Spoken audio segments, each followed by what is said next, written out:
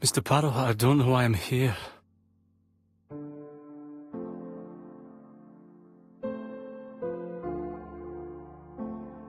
You wanted to talk, and you came to find the only man capable of hearing you. Mr. Poirot, since Betty's death, I've doubts about myself. I don't know what to do. And I keep having a horrible dream 3 nights in a row.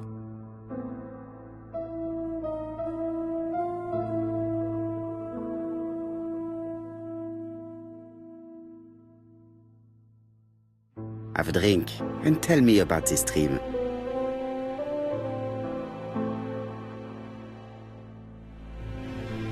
It's always the same.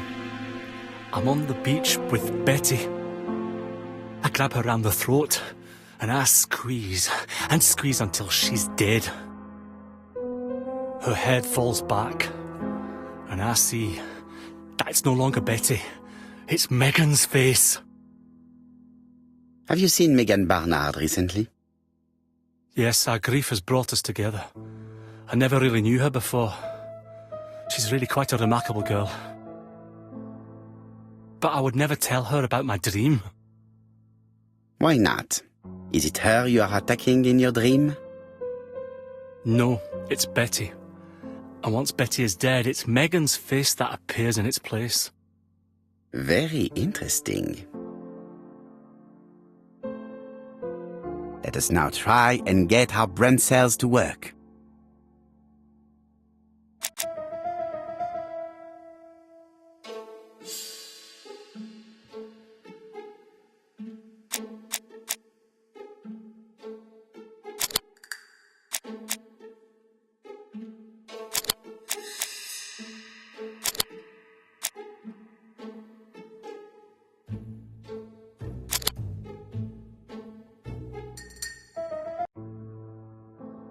Mr. Fraser, I think that the real meaning of this dream is that you are in love with Megan Barnard.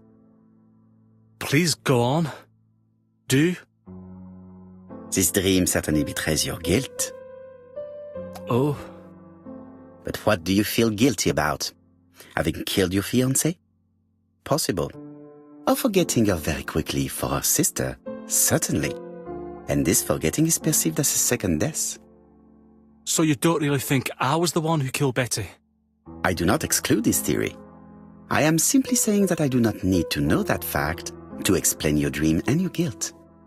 Thank you for being frank, Mr. Poirot. You've helped me a great deal. I'm going back to Bexhill. I'll not take any more of your time up. It is late, Mr. Fraser, and you are tired. I'll sleep on the train. I like trains. It's easy to sleep rocked by the sound of the wheels. Poor boy, he seems completely lost. Well, women seem to like him. I think Megan will take care of him. Oh, I remember. Did you order the product I needed? Yes, we'll be receiving it tomorrow. Bien, it is late, and I asked Miss Gray to come tomorrow morning. I have a few questions I wish to ask her.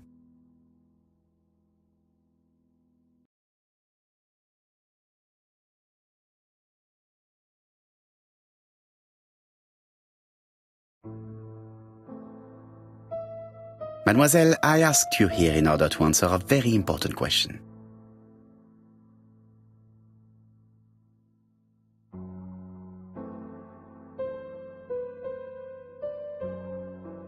Am I right in thinking you said that you did not speak to anyone on the day Sir Carmichael was murdered? It's the absolute truth. Yet, Lady Clark maintained that she saw you talking to a stranger on the front doorstep. Really?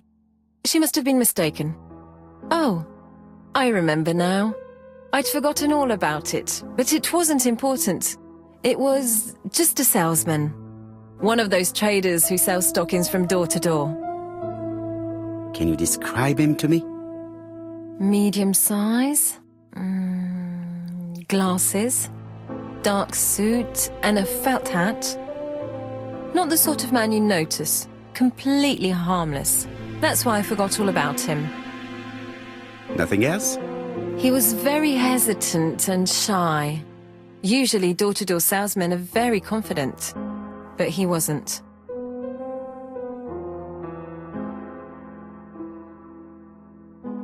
You did not leave Churston willingly, I believe. I don't wish to lie. Lady Clark did not appreciate my presence. And Franklin could not go against the wishes of a sick lady. He is a good man, and he worries a great deal about his sister-in-law. I noticed that you left some personal belongings behind at Churston.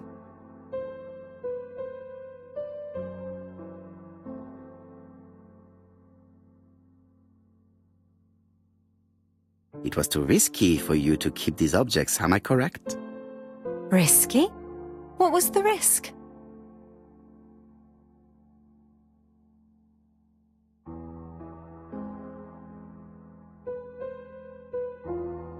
Keeping the brooch might have brought the curse of the dragon on you. What? The curse of the dragon?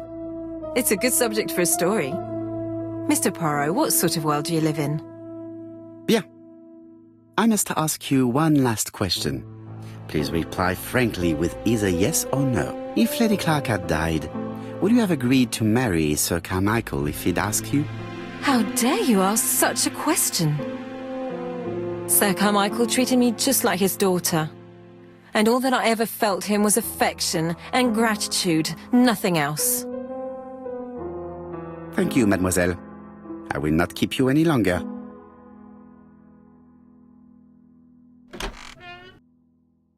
I met Thora Grey on the stairs. Her cheeks were ablaze, and she appeared to be deeply hurt. Poirot, have you offended the poor girl again?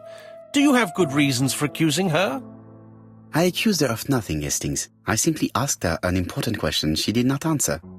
Let us see if we can answer it for her.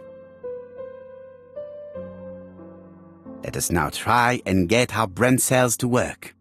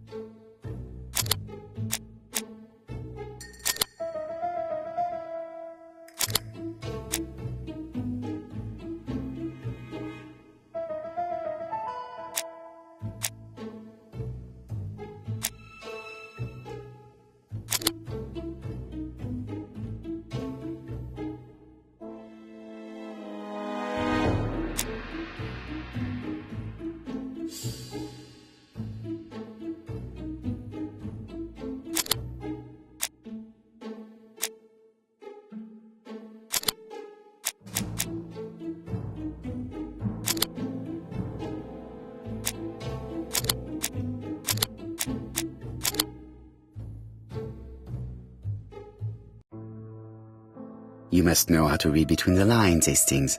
When Sir Carmichael refers to paternal affection, he is lying to himself. Read this engraving on the brooch. A dark dragon for an angel with glossy hair. These are the words of a lover, not a father. Lady Clark was not wrong. What if Sir Carmichael had fallen in love with his secretary? That doesn't mean that she forced him to do so.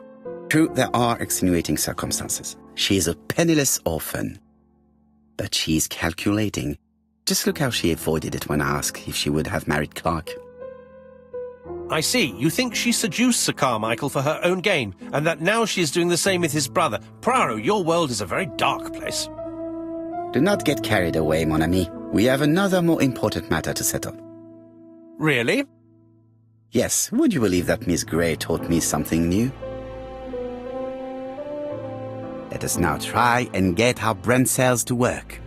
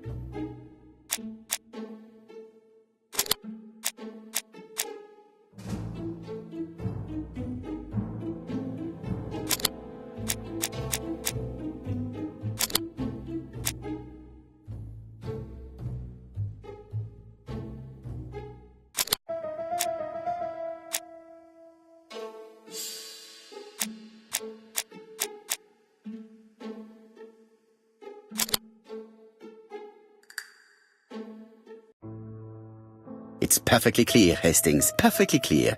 Indeed, a stocking seller visited Andover, Bexhill and Churston on the day of each murder. We have our suspect. This should be of interest to Job.